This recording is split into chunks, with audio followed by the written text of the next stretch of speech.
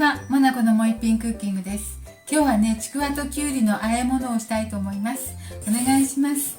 材料です。材料はね、きゅうり1本とちくわ1本、塩昆布です。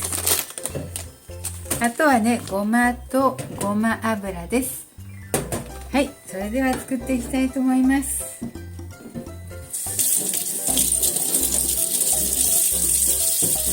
簡単にすぐできるようにしたいと思います。きゅうりはこれはきゅうりはどうよ、これちょっと間違えたね。長さの配分を間違えたかな。はい、これぐらいな感じで4分の1に切ろうと思ったら5分の1に切りました。そしてちくわは同じ長さぐらいでこんな感じです。はい、切りましょ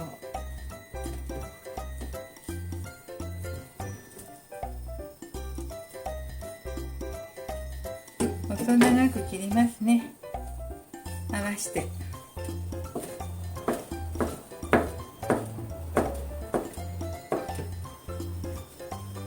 でボウルに入れていきます。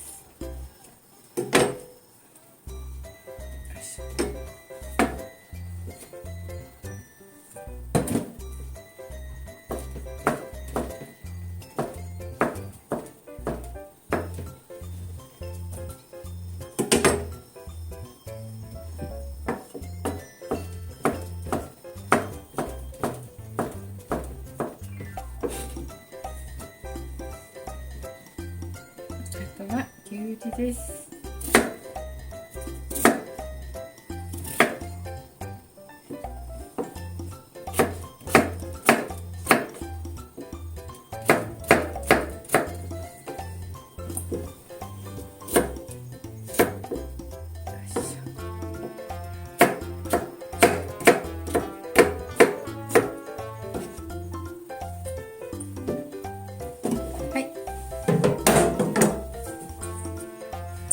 はい、こんな感じです。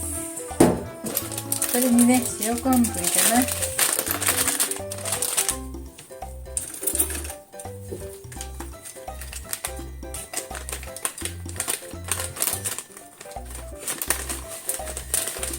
塩昆布の量は味見をしてね、塩分がちょうどいい感じになるように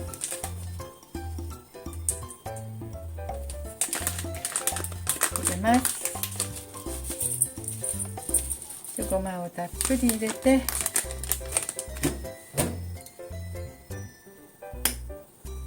でごま油も適量入れます。はい、これで大丈夫です。塩分はね、塩昆布の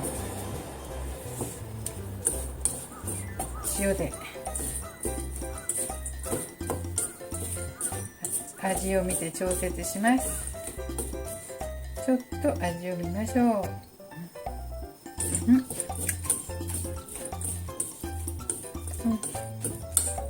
ごまたっぷり。ちょっと塩気が足りなさそうなので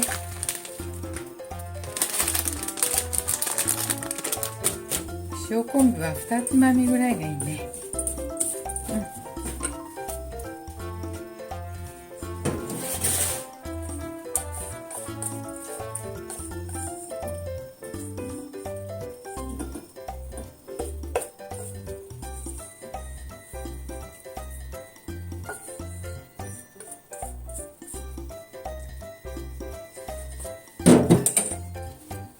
はい、できました。